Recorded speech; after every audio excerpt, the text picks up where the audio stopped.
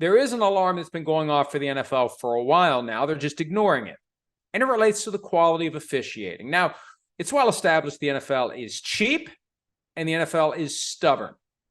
When it comes to officiating, the NFL never will want to pay what it takes to have full-time officials, and they'll come up with excuses. Well, they're still not going to be perfect. No, but they might be better.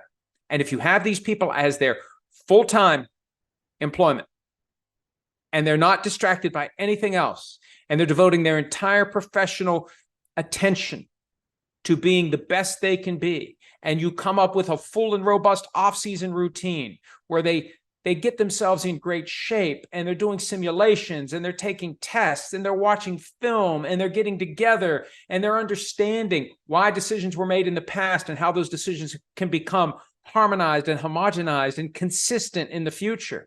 There's so many different ways that the NFL could provide a better officiating function than having folks who spend the entire offseason, or at least the vast majority of it, working other jobs, and half the time, maybe more, in season, working other jobs. And see, the NFL doesn't simply want to pay what it would take to have full-time employees as officials. They also have to offer enough that it persuades the folks who have very gainful alternative employment to give that up. They just don't want to do it. Well, that's the more complicated fix. The easier fix is to once and for all embrace the sky judge concept fully and completely. They're getting there. It's baby steps. They're getting there slowly. They're getting there gradually. But look at what happened on Saturday night in the USFL playoff game between the Pittsburgh Maulers and the Michigan Panthers. There was a 55-yard touchdown pass that put the Panthers ahead with just over 2 minutes to play. There was a flag, however. The right tackle for the Panthers had been called for a face mask foul. Well, Mike Pereira, who's in charge of the real-time sky judge officiating function, looked at it and saw there was no face mask. There was no face mask. The flag was picked up, the touchdown was restored, and the integrity of the outcome of the game and any wagers on the game was preserved. Now, look, Michigan still lost, but at least they lost because of the efforts that unfolded on the field. They didn't lose because of that call. They didn't lose because that touchdown came off the board and they were pushed back 15 yards and the drive fizzled out and the Maulers ran out the clock and that was the outcome. The game went to overtime. Michigan tied it up on a last-second field goal, and the Maulers won in the extra session that they use where they basically do a 2-point conversion shootout. So more exciting outcome and a more fair result, all because the USFL fully embraces the sky judge concept. Now, they don't go quite as far as they could, and there are some guardrails. For example, it looked like maybe there was holding. Instead of a grabbing of the face mask, it was a grabbing of the flap of the shoulder pad under the jersey by the right tackle. But holding calls and non-calls aren't part of what Pereira has jurisdiction over. I reached out to him via text, and he explained that to me. And also, the USFL requires more for holding. It can't just be hand-on player and grab. You have to see some spinning. You have to see some restriction. This is just the guy's in his pass block set, and he's got a grip on. That's not holding unless he's maneuvering him, he's spinning him, he's clearly controlling him. So it was the right outcome. And the bottom line is they called face mask, and it wasn't. That's something that the NFL does not have in place, even with a full-blown replay review. That wouldn't have been part of the normal review of a play that occurs after a touchdown. Scoring play, nullified by a penalty. I'm not even sure where that would fall under the NFL's automatic replay review function, but that penalty, face mask calls and non-calls are never subject to replay review. Why shouldn't they be? Why shouldn't they be? Why wouldn't they be? Why can't they be? I know the NFL has been very reluctant, and it's been a 20-year process where it's a little change here and it's a little change there. And usually the change happens because there's some sort of real-world application of the rule that makes us all say, well, that's no good. That needs to change. And then they change it.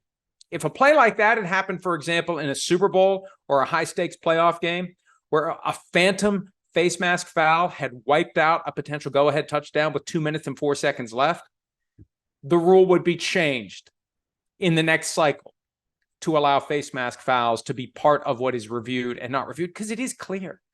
It's no longer the two levels of grab the face mask, and if you don't pull, it's 5 yards, but if you do pull, it's 15.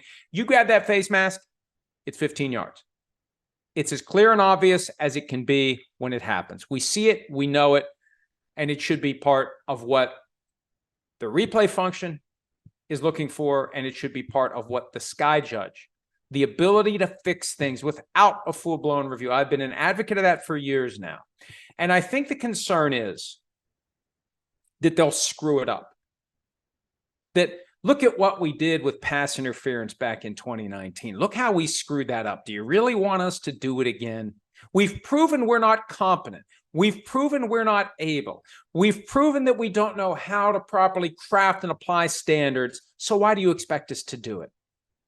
Don't you see how bad we are at this? Why are you pushing us to make more changes? That's the attitude. And this whole thing with unintended consequences. Well, look, everybody involved with the National Football League is being paid more than enough money to allow the rest of us to expect that they will anticipate the consequences and plan for them. They're not unintended. They're not a surprise. You get a bunch of smart, highly compensated people in a room and they can figure it out, or they should be able to. And if they can't, maybe you need to be spending that money on different people who should be the ones responsible for the game. And that's why I care about this. I'm a stakeholder in the game. I don't want controversy. I don't want things to happen that will turn fans off to the game. I want to attract more people to the game. When you have unfair outcomes, when you have rules that keep a fair outcome, may the best team win, except when impeded by a bad call that can't be fixed. Shouldn't be that way. Shouldn't be that way.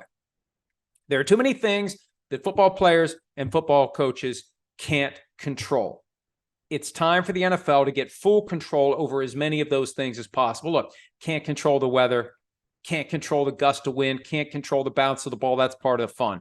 But you can control. You can control a bad call. You can fix a bad call. Well, we have to accept human error. That's a cop-out. That's baloney. Human error can be fixed. A mistake can be fixed.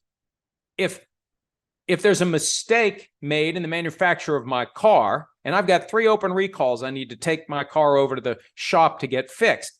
That's what they do. They don't just say, well, tough crap. We made human error, deal with it. They call for you to bring the car back in and they fix it.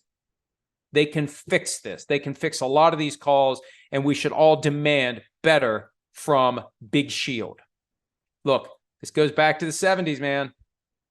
They indoctrinated me with NFL films and John Facenda and slow motion snowflakes and spirals. I put the NFL on a pedestal, and I demand that everyone associated with it live up to that pedestal that it's been on for me for 50 years. And I've been half that time in position to peek behind the shield and realize there's some work to do to get things to where they need to be. And the first challenge is to get the league to acknowledge that change is necessary. It's hard to get them to do it. It's hard to get them to do it. And, from time to time, I'll issue a plea directly to the commissioner. I mean, he's getting toward the end of the road. I can understand human nature might cause him to say, we'll let the next person deal with this. There are some things out there that could bite the NFL in the butt, either during or not long after Roger Goodell's tenure ends. I think it should be a major priority for the NFL across the board to be identifying any and all potential threats and neutralizing them in the right way, in the proper way. No unintended consequences, every intended, and other thing. Haven't written about this yet on PFT, but hi, it's Mike Florio. Thanks for watching PFT on YouTube. Hit subscribe for the latest news and analysis from Pro Football Talk.